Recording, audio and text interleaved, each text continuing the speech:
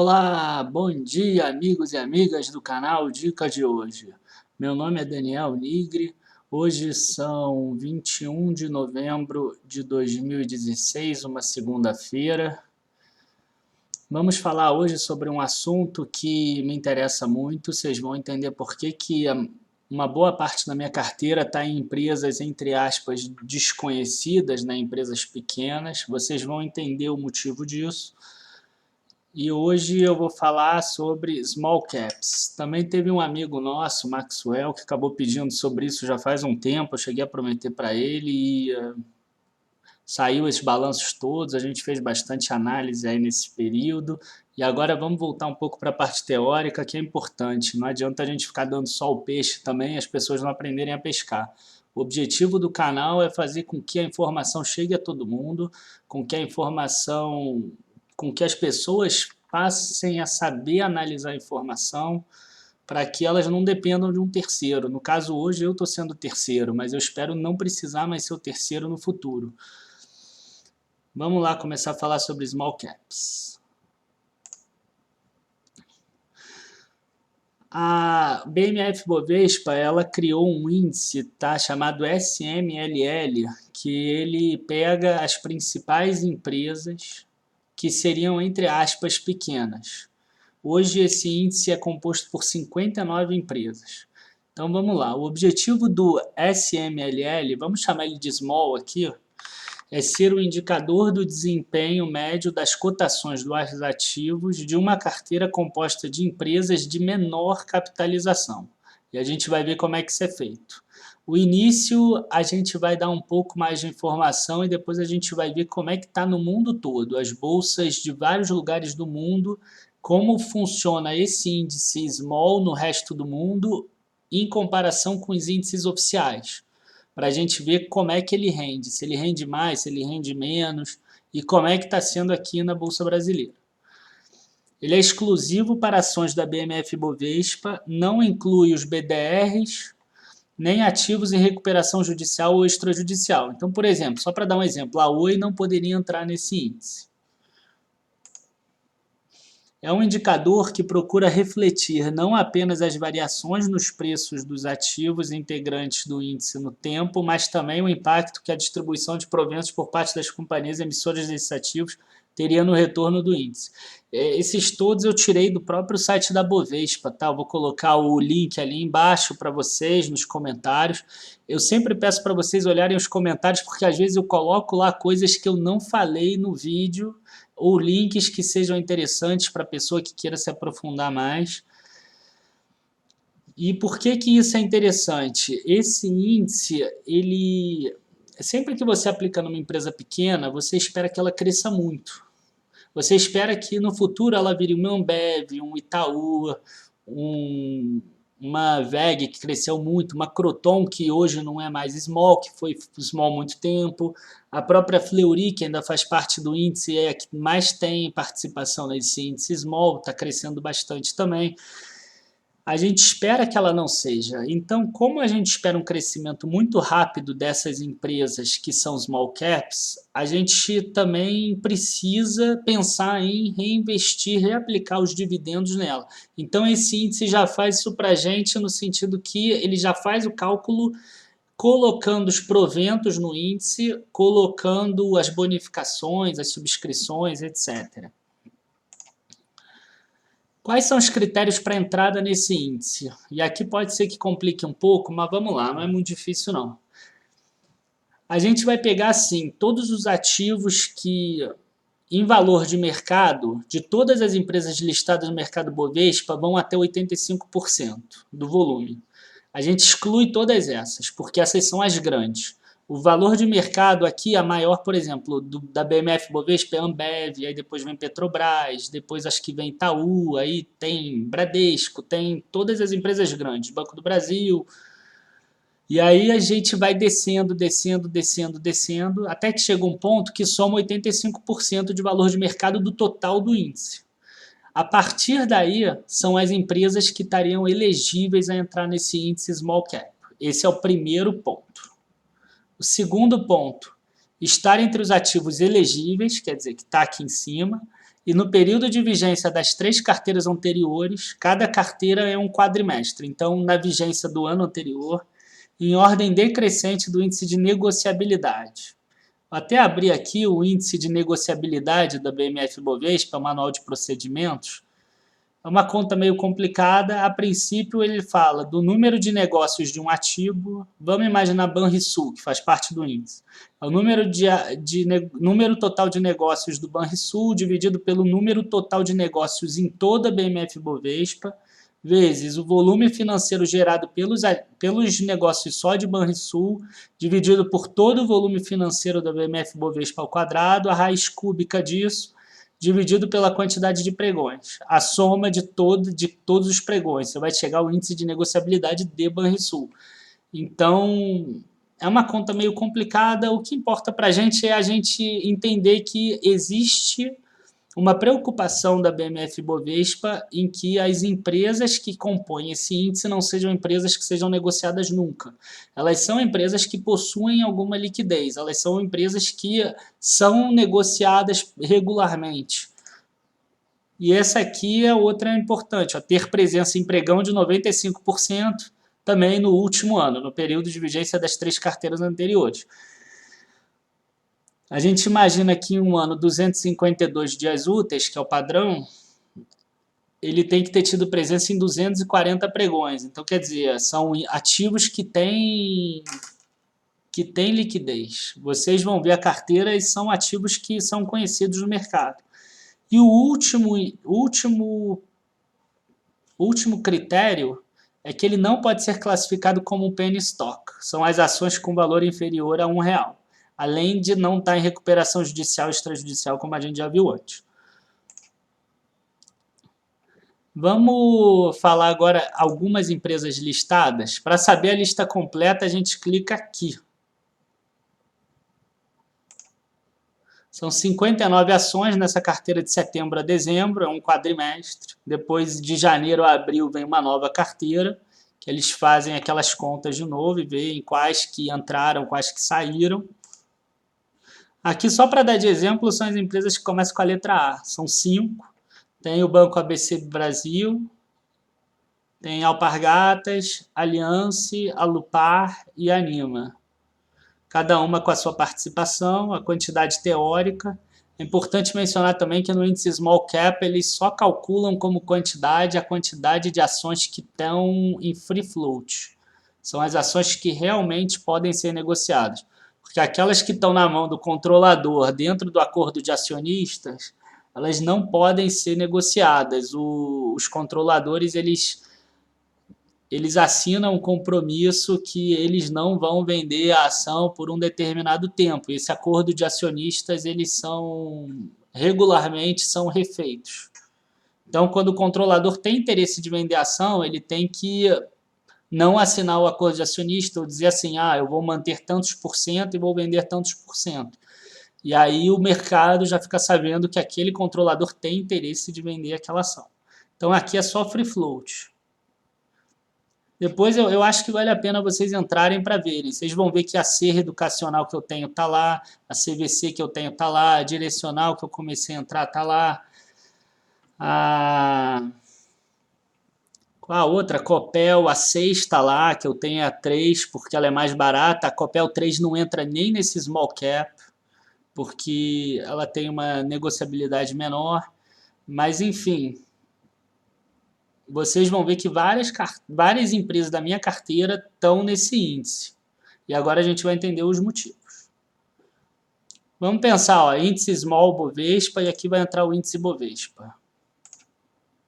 Vamos botar logo assim de cara.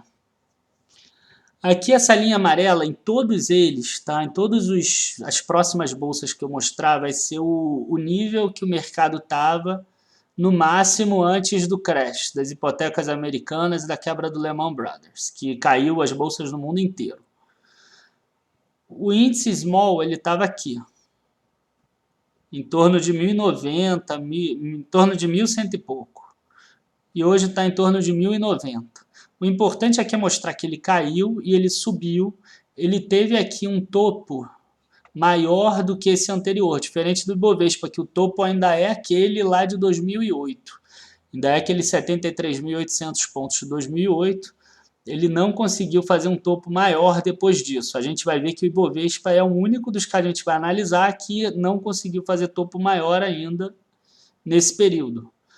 E a gente vê que o Small Cap, nesse ano, ele subiu de 800 para 1.091. Vamos vir aqui que vai ficar mais fácil. O Ibovespa ele subiu de 40 mil, fechamento de mês, tá? Esse gráfico é mensal, para em torno de 60 mil. Então ele subiu 50%. Se esse aqui tivesse subido 50%, ele precisaria estar em 1.200. Então a gente tem aqui, como está em 1.091, a gente ainda tem um desconto para chegar no valor do índice Bovespa. Isso é muito normal. Sempre que a bolsa começa a crescer, primeiro crescem as empresas grandes, porque as corretoras ficam mais de olho. Então cresce muito Petrobras, cresce muito Vale, cresce muito Gerdau, cresce muito Usiminas, cresce muito Itaú, cresce muito essas empresas grandes que estavam muito descontadas. E quando essas empresas chegam num patamar que elas já ficam caras, o mercado começa a olhar as empresas menores. E eu acredito que esse período está começando a chegar. Eles vão começar a olhar as empresas menores. Já estão começando a olhar, mas existe esse desconto. Por isso que eu tenho várias empresas que são small cap. Mas também tem outros. Tem o Itaúsa, tem o Vale, como a gente já viu aí nos outros vídeos. Vamos agora ver ao redor do mundo. Vamos começar pelo Dow Jones. Esse aqui é o índice Dow Jones padrão, normal. A gente vê que o máximo dele ali em 2008 era em torno de um pouco menos de 15 mil pontos. Ele chegou a cair aqui para 6.400 pontos. Em 2013 ele já rompeu aquela barreira anterior e ele está aqui em uma alta constante. Teve aqui alguns probleminhas, mas enfim, tudo que se recupera. É o que eu sempre falo, às vezes tem uns choques que acabam sendo oportunidades. Olha só, isso aqui ó, não foi uma oportunidade, ó, isso aqui foi uma oportunidade, ó, outra oportunidade, ó, oportunidade, ó, fundo duplo. Isso aqui acontece ao longo do tempo. E a gente vê, tá, que o Dow Jones, ele nos últimos 10 anos ele tem um retorno anualizado de 4,36%. Vai ficar mais fácil a gente ver por essa forma. E aqui a gente tem o Small 600. Que é o índice de small caps de lá. E a gente vê aqui que ele tinha um índice aqui em torno de 450 quando teve o problema, caiu até menos de 200, 190 e pouco. Então ele caiu bem também, caiu talvez até mais do que aqui o Dow Jones, ou parecido. E aqui em 2011 ele já começou a flertar com passar aquele valor anterior, depois já passou e já foi embora. A gente vê aqui que o retorno anualizado em 10 anos é 7,17%. Isso aqui é em dólar. A gente está falando de uma economia que tem uma inflação de 1% ao ano, que o juro de 30, que o título de 30 anos paga 3% ao ano. Então, quer dizer, vale muito a pena você aplicar na bolsa porque você ganha esse 1,36% a mais, ou esse 4,17% a mais, às vezes significa que se você guardar 200 mil dólares, vai virar 4 vezes mais, ou 3 vezes mais do que viraria se você deixasse parado, ou 2 vezes mais do que se você deixasse no índice. A gente já viu um vídeo aí de juros compostos. Vamos falar agora do índice FTSE. O índice FTSE é o de Londres. A gente vai ver que o mercado europeu ele não conseguiu ter um crescimento tão grande quanto o dos Estados Unidos. Mesmo assim, o índice FTSE, o All Share, né, o padrão, o normal, ele estava um pouco abaixo de 3.500 pontos e hoje ele já está em 3.697. Então, quer dizer, ele já se recuperou desde aqui de 2013, mas ele vem se mantendo. Ele não está conseguindo ter força para subir igual o Dow Jones teve, porque a Europa ficou meio parada mesmo. E a gente vê que a Bovespa não conseguiu. A Bovespa ainda está abaixo daquele patamar anterior. O índice FTSE, mesmo na Europa, ele está. Mesmo com Brexit, mesmo com tudo isso. A gente vai ver qual foi o impacto do Brexit também aqui. E aqui é os small caps. A gente vê que os small caps também está tendo essa dificuldade do FTSE, mas ele tem um rendimento melhor. A gente vê aqui que o FTSE está praticamente estagnado, em torno de 3.400 para 3.697, e o outro está de 4.200 para 4.897, então, 96. Então, quer dizer, ele subiu um pouco mais do que o FTSE. Não tão mais, mas um pouco mais. A gente vê aqui que os dois caíram para níveis parecidos, em torno de 1.500 pontos, 1.200 pontos. E hoje o FTSE está em 3.600 e o Small Cap está em 4.800. A pessoa que investiu aqui no Small Cap, se você pensar em 1.200, aqui ganhou 3 vezes, aqui ganhou mais 200% e aqui ganhou mais 300%. Quer dizer, são 100% a mais por ter investido nas empresas menores. As empresas menores costumam ir muito bem quando o juro diminui, porque são empresas que têm mais dificuldade de captar juros baratos no mercado. Então, quando o juro diminui, acaba sendo mais fácil para ela fazer os investimentos que ela precisa, que é o que eu espero para o Brasil no futuro. Ainda.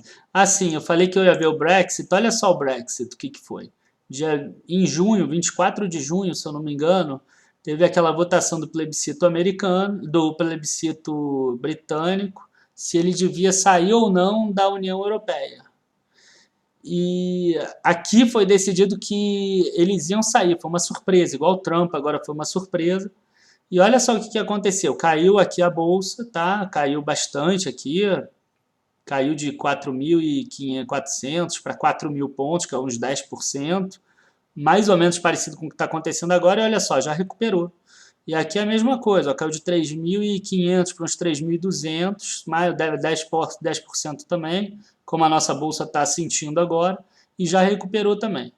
Então é o que eu falo, para mim o que está acontecendo agora é oportunidade. Não sei quanto tempo vai demorar, você vê aqui que na Inglaterra em 1 ou 2 meses recuperou. Agora vamos ver o IPC do México, porque é um país emergente, é mais parecido com o Brasil. E vocês vão entender por que o pessoal fala que a Bolsa do México está cara. Os estrangeiros todos foram para o México, saíram do Brasil por causa do governo anterior. Eles viram que o Brasil não ia ter futuro daquele jeito e acabaram jogando o dinheiro no México. Ano passado começaram a jogar o dinheiro na Argentina e assim que o Brasil começar a melhorar, esse dinheiro vai migrar para cá. Por quê? Porque a Bolsa do México está cara. A gente vê aqui que a Bolsa do México já ultrapassou o limite há muito tempo. Você vê que essa área aqui acima do gráfico, acima daquela quebra, já está enorme, é bem maior do que o dos outros países que a gente analisou aqui. E a gente vê aqui o Small Cap, uma coisa parecida. A gente vê que Small Cap já subiu mais de 4 vezes. Aqui estava em torno de 70 e pouco a 80, já está em 361. Então, quer dizer, um rendimento de 300 e poucos por cento, acima do valor aplicado. E aqui de 17.500 para 45.000, que dá uns 170%, 180%. Quer dizer, a Bolsa do México está ficando cara para os estrangeiros. O México já está pensando em aumentar a taxa de juros para ver se atrai mais investidor. Está lá em 7%, deve aumentar já 1% direto para ver se mantém o dinheiro lá, porque os investidores já estão começando a deixar para a Argentina e começando a deixar também para o Brasil. É só vocês verem o fluxo de estrangeiros aí, que aparece sempre na Bovespa. Bom, por hoje acabou. Eu espero que eu tenha mostrado por que small caps são um bom investimento. No mundo todo elas crescem mais do que o índice padrão. Aqui no Brasil, nesse ano, elas cresceram menos. Logo, eu imagino que esse desconto vai ser realizado em algum momento, ou seja, vai trazer benefícios para quem tiver colocado, quem tiver posicionado nelas. Como eu estou naquelas opções, existem várias outras opções boas também. Eu peço a vocês que entrem lá naquela relação de lista, vejam as empresas, analisem as empresas, vejam quais são boas. Algumas eu já fiz vídeo sobre elas.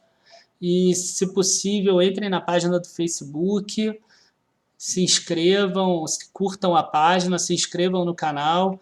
Compartilhem os vídeos, tem como pegar o vídeo e compartilhar com os amigos nos grupos de WhatsApp, seria muito interessante, eu quero realmente que essas informações cheguem para o máximo de pessoas possível. Muito obrigado a todos, boa tarde, meu nome é Daniel Nigri.